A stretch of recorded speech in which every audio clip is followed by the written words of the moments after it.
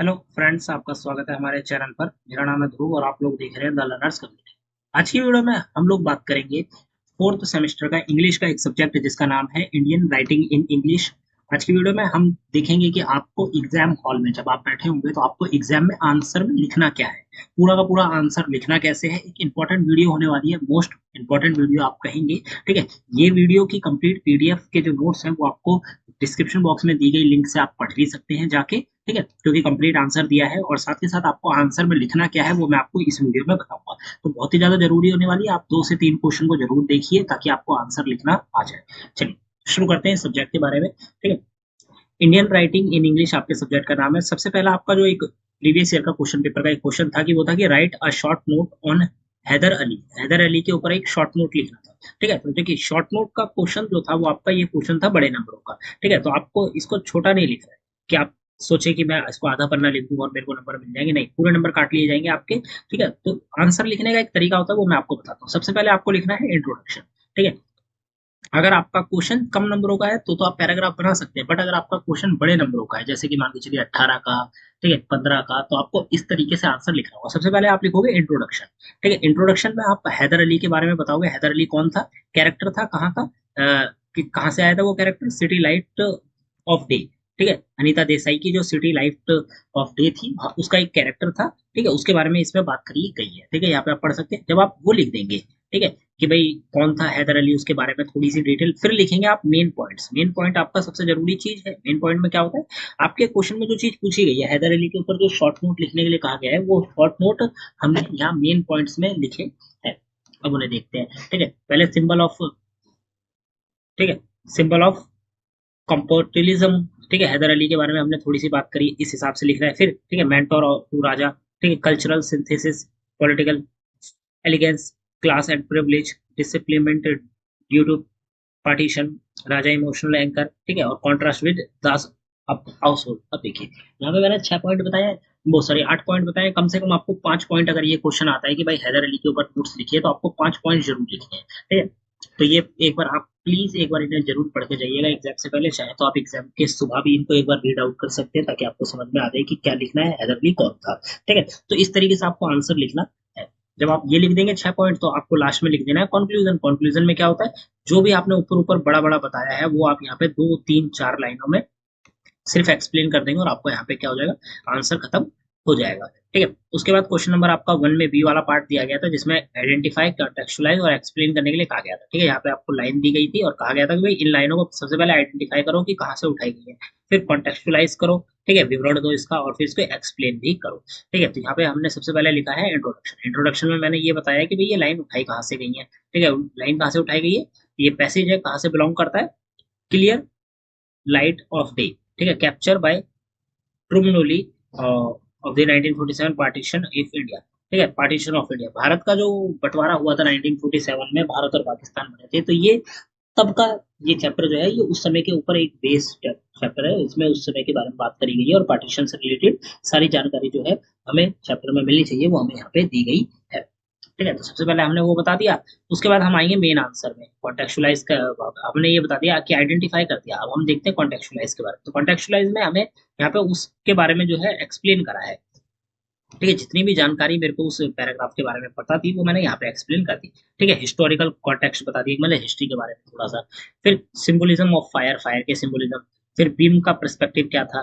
ठीक है, psychological trauma, लोगों को भाई साइकोलॉजिकल ट्रॉमा हो गया क्योंकि भाई लोग जो थे एक जगह से दूसरी जगह गए, उनको बहुत दिक्कतें हुई, साइकोलॉजी ट्रॉमा हो गया, तो वो सारी चीजें।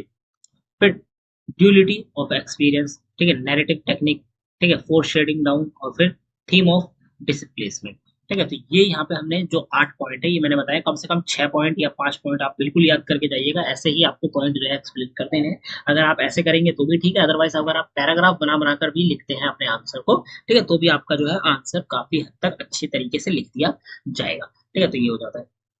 लास्ट में आपको कंक्लूजन लिख देना, जो मैंने आपको बताया कंक्लूजन जरूरी है। ठीक है, तो ये लिख दीजिएगा। उसके बाद आपका जो क्वेश्चन नंबर 2 आता है उसके ए में आइडेंटिफाई, कॉन्टेक्चुअलाइज और एक्सप्लेन के लिए कहा गया है। सेम आपको यहाँ पे पैराग्राफ दिया गया है छोटा सा, और कहा गया है कि पहले आइडेंटिफाई करो कहाँ से उठाया गया है, फिर कॉन्टेक्चुअलाइज करो और आखिर में उसे एक्सप्लेन भी करो। ठीक है, तो ये जो लाइन है ये उठाई गई है रॉबिन एस नगोवंस पोयम। पोयम का नाम क्या था, the strange affair of robin S नंगा गोल, ठीक है, लगन गोल, ये हो जाता है reflecting the met symmetry met sorry meta commentary on history of human behaviour, इसके बारे में बात करी गई है, तो ये यहाँ पे पढ़ सकते हैं, इनको बता सकते हैं। उसके बाद जब आप ये बता देंगे तो आप बताएंगे मेन आंसर। मेन आंसर में यहाँ आप देख सकते हैं मैंने 8 पॉइंट दिए हैं। हर क्वेश्चन में मैंने कोशिश करी है कि मैं आपको ज्यादा पॉइंट दूं, ताकि आप ज्यादा से ज्यादा जो पॉइंट है याद कर सके, कम से कम 5 और मैक्सिमम से मैक्सिमम जो 6 या 7 पॉइंट है आप याद कर सके। तो कम से कम अगर आप 5 पॉइंट पढ़ के जाएंगे और इजिली आंसर लिख पाएंगे तो आपको दिक्कत नहीं होगी अच्छे नंबर लाने। ठीक है, तो ये हो जाता है, ये मैंने 5 8 पॉइंट बताए, इन पॉइंट को आप एक बार रीड कर लीजिएगा। उसके बाद आप कंक्लूजन लिख देंगे, कंक्लूजन में क्या बता देंगे, जो भी हमने ऊपर बताया उसके बारे में। ठीक है, फिर अब यहाँ पे आपका आ जाता है कि शॉर्ट नोट लिखना है किसके ऊपर, significance of allusion of camp Thomas Campbell as the slave depart the man return in dreams of freedom of slave. ठीक है, अब आपको यहाँ पे सबसे पहले हमने देना है इंट्रोडक्शन, ये हमने दिया इंट्रोडक्शन उस चैप्टर के बारे में जिस चैप्टर में से ये जो लाइनें हैं ये उठाई गई है, जो स्टेटमेंट है किसी आदमी ने ये स्टेटमेंट दी है, तो ये स्टेटमेंट उस जगह से उठाई गई है। ठीक है, और यहाँ पे आपको दे दी गई है, तो सबसे पहले आप वो बताएंगे। उसके बाद आप लिखेंगे मेन आंसर, जो कि हमने यहाँ पे भी लिखा है, देख सकते हैं मेन आंसर में हमने क्या 8 पॉइंट लिखे। देखिए हमने पॉइंट जो है काफी छोटे छोटे लिखे हैं, आपको कोशिश करनी है कि पॉइंटों को थोड़ा एक्सप्लेन करें, बढ़ा दें। ठीक है, उनके अंदर का जो टेक्स्ट है, कंटेंट है, उसको थोड़ा ज्यादा ही एक्सप्लेन कर दें, ताकि इजी हो जाए लोगों के लिए चीजों को समझना और अच्छे से एक्सप्लेन करके लिखना। ठीक है, तो ये हो जाता है। आखिर में आ जाता है आपका कंक्लूजन। कंक्लूजन लिखना हर एक क्वेश्चन के लिए जरूरी है, तो जरूर लिखिएगा। क्वेश्चन नंबर आपका 3 बनता है कि write short note on the relationship between the narrator and her lost family in stains. Stains में जो नरेटर है वो उसकी लॉस्ट फैमिली है, फैमिली जो कि लॉस्ट हो चुकी है। ठीक है, सॉरी, होस्ट फैमिली, लॉस्ट नहीं है, होस्ट मैंने गलत पढ़ दिया। होस्ट फैमिली और जो नरेटर है उनके बीच में क्या रिलेशन था उसके बारे में आपको यहाँ पे बात करनी है। तो सबसे पहले देंगे हम इंट्रोडक्शन। ठीक है, जो स्टेन्स है वो मंजुला पद्म भूषण द्वारा लिखा गया है। ठीक है, कॉम्प्लेक्स पावर ऑफ डायनामिक्स के बारे में यहाँ पे बात करी गई है और उससे रिलेटेड चीजें करी गई है। ठीक है, यहाँ पे हम आ जाते हैं मेन आंसर में। तो पहले से 5 पॉइंट यहाँ पे हमने दे रखे हैं, ये 5 पॉइंट ही आपको एक्सप्लेन करने हैं। आप चाहे तो अपना पॉइंट कुछ बना सकते हैं और वो भी वहाँ पे एक्सप्लेन कर सकते हैं। ठीक है, ये 5 पॉइंट हो जाते हैं। फिर यहाँ पे आपके 3 पॉइंट और दे दिए गए हैं, 6 7 8, इन पॉइंटों को भी एक बार पढ़ लीजिएगा एग्जाम से पहले। ठीक है, अब आता है आपका लास्ट में कंक्लूजन। कंक्लूजन में क्या कि भाई ऊपर मैंने जितना भी बताया उसको मैंने 3 लाइन में यहाँ पे एक्सप्लेन कर दिया। क्वेश्चन नंबर 3 बनता है। क्वेश्चन नंबर 3 के बी में आप देखेंगे तो write a short note on the significance of a sea in the intrusion. ठीक है, इन दी इंट्रूजन। ठीक है, आपको किस लिए शॉर्ट नोट लिखना है, किसके ऊपर, सिग्निफिकेंस ऑफ सी, मतलब सी के जो इंपॉर्टेंस है उसके ऊपर लिखना है। और चैप्टर कौन सा है, द इंट्रूजन आपका ये चैप्टर है। तो सबसे पहले आपका आएगा इंट्रोडक्शन, हर एक क्वेश्चन की तरह सेम इंट्रोडक्शन आप यहाँ पे देंगे। उसके बाद देंगे आप मेन आंसर के 8 पॉइंट। ठीक है, काफी छोटे पॉइंट है तो आप इनको बढ़ा सकते हैं, इसमें अपनी तरफ से जो कंटेंट है वो डाल सकते हैं, ताकि आपका जो आंसर है बेटर दिखाई दे या बड़ा दिखाई दे। ठीक है, तो ये हो जाता है, आप पॉइंट पढ़ लीजिएगा, 1 से 8 पॉइंट तक आपको यहाँ पे अवेलेबल मिल जाएगा। फिर इस क्वेश्चन के लास्ट में लिखेंगे आप कंक्लूजन। कंक्लूजन में क्या बताएंगे, निष्कर्ष। ठीक है, जो भी हमने ऊपर बताया उसके बारे में आप यहाँ पे थोड़ी से 4 5 लाइनों में अंत लास्ट में आप लिख देंगे और आपका जो आंसर है वो काफी हद तक कंप्लीट हो जाएगा। और अगर आप इस तरीके से फॉलो करते हैं हर आंसर में, तो चांसेस है कि आपको फुल में से फुल जो मार्क्स है वो मिल जाए। अदरवाइज आपके 1 या 2 नंबर कहीं गलती के लिए कटेंगे, अदरवाइज आपको फुल नंबर मिलेंगे। ठीक है, तो ये हो जाता है। अब हम बात करते हैं हमारे क्वेश्चन पेपर जो था उसमें पार्ट बी भी था। पार्ट बी में आपको ईच क्वेश्चन के जो है 20 नंबर मिलेंगे। ठीक है, यहाँ पे आपको क्वेश्चन डिटेल में लिखना है, एनालिटिकल आंसर लिखना है। ठीक है, और स्ट्रक्चर्ड फ्लो में लिखना है। फ्लो क्या है, इंट्रोडक्शन, मेन बॉडी, आंसर और कंक्लूजन। अब हम देखते हैं क्वेश्चन नंबर 4 के ए में क्या पूछा गया था कि भाई this eyes clear light of day explore the impact of partition on personal and family familial relations. Do you agree? Give a reason answer. इस चीज के ऊपर आपको रीजन आंसर देना है। सबसे पहले देंगे हम इंट्रोडक्शन। इंट्रोडक्शन में हम क्या बताएंगे कि भाई जो चैप्टर है क्लियर लाइट ऑफ डे, वो क्या है, वो पार्टीशन के बारे में बताता है। और जब पार्टीशन हुआ था, मतलब बंटवारा हुआ था भारत और पाकिस्तान का, ठीक है, भारत का बंटवारा हुआ था तो पाकिस्तान बना था, तो उस समय जो लोग उस त्रासदी या फिर उस डिजास्टर में फंस गए थे, ठीक है, उन्होंने बहुत कुछ झेला।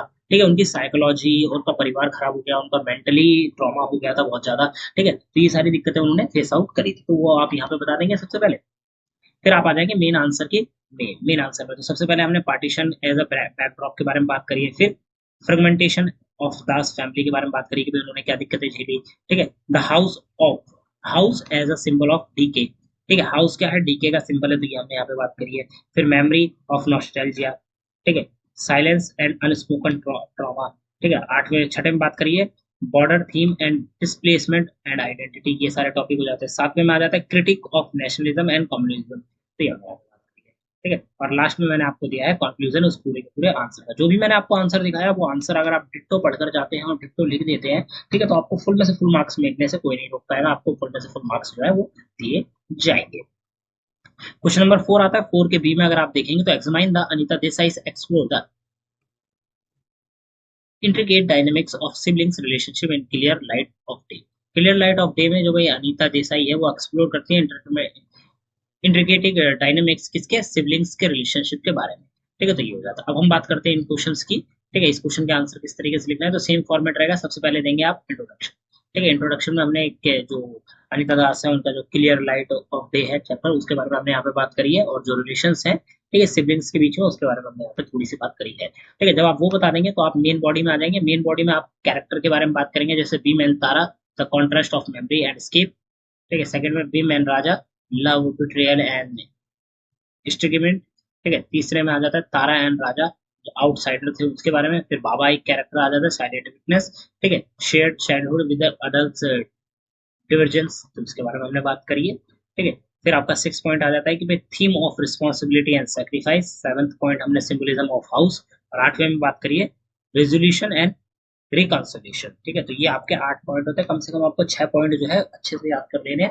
अगर आप 6 पॉइंट भी लिख देंगे तो भी आपके जो नंबर है काफी हद तक फुल में से फुल आने के चांसेस जो है आपके बन जाएंगे। ठीक है, तो यहाँ पे आपका ये वाला क्वेश्चन कंप्लीट होता है। अगले क्वेश्चन की अगर हम बात करें उससे पहले आ जाता है आपका कंक्लूजन। कंक्लूजन आप देख सकते हैं, यहाँ पे मैंने कंक्लूजन दिया है। ठीक है, कंक्लूजन में हमने जितना भी हमने ऊपर बात करी थी उसके बारे में हमने यहाँ पे थोड़े शब्दों में बात कर ली है। फिर क्वेश्चन नंबर 5 का ए वाला आता है। ठीक है, an introduction and my grandmother's house, the poet explore a complexities of family identity and societal expectation critically analyze। ठीक है, तो यहाँ पे हमने सबसे पहले बात करी कमला दास की जो पोयम थी an introduction and my grandmother's house.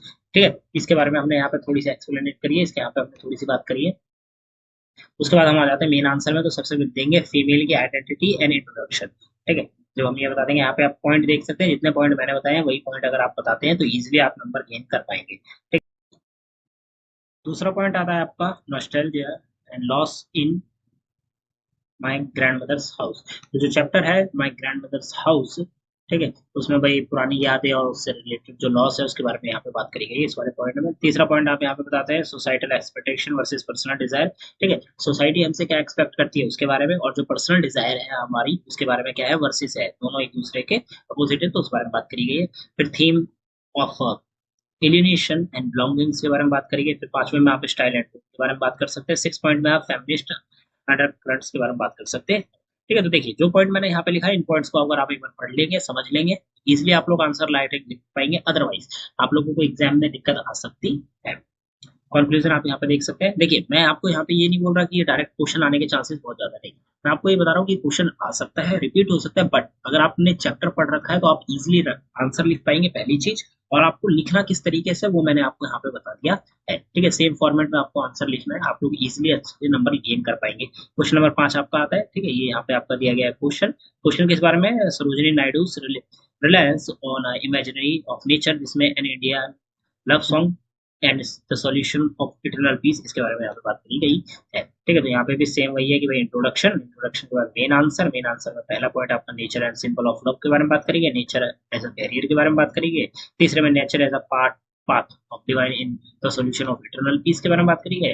फिर ये हो जाता है आपका 5वां पॉइंट, ये हो जाता है आपका 6 पॉइंट। ठीक है, ये हो जाता है आपका सॉरी 5th पॉइंट, ये हो जाता है आपका 6 पॉइंट। तो यहाँ पे आपका खत्म हो जाता है। फिर आपका आ जाता है कॉन्क्लूजन। ठीक है, कॉन्क्लूजन आपका ये है।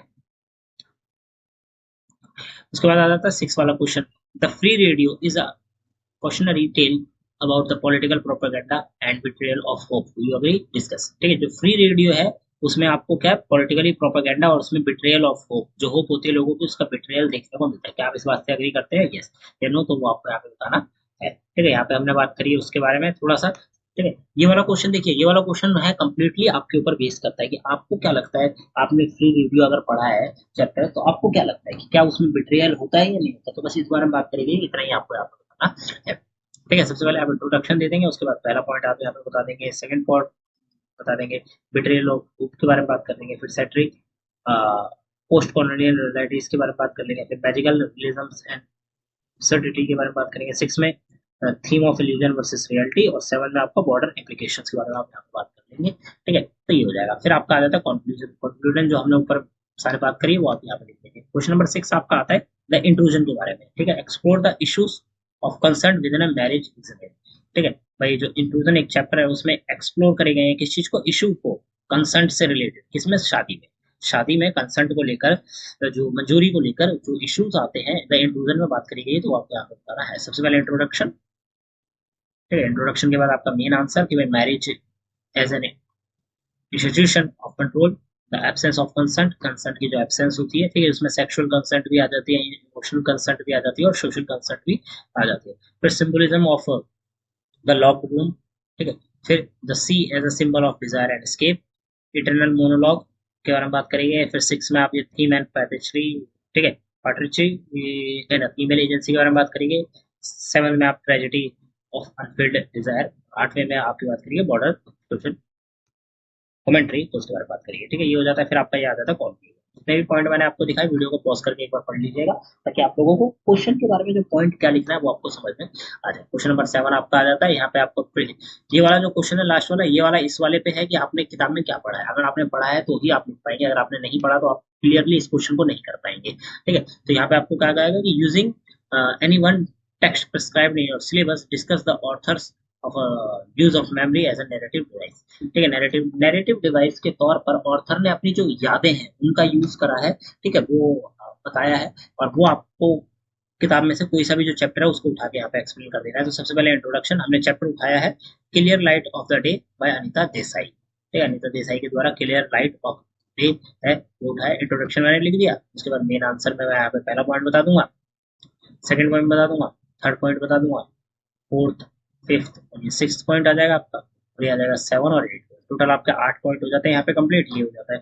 उसके बाद आपका आ जाता है कंक्लूजन, ठीक है। कंक्लूजन लिखना जरूरी है। क्वेश्चन नंबर 7 का जो बी वाला पार्ट है वो ये है, ठीक है। ये भी आपका सेम यही है कि भाई आपने अगर चैप्टर पढ़ रखा है तो रेफरेंस लेके एनालाइज करना है literary agreement and political strip of violence in Indian writing in English, ठीक है। तो ये भी हमने सेम चैप्टर से उठाया है, clear light of day by Anita Desai.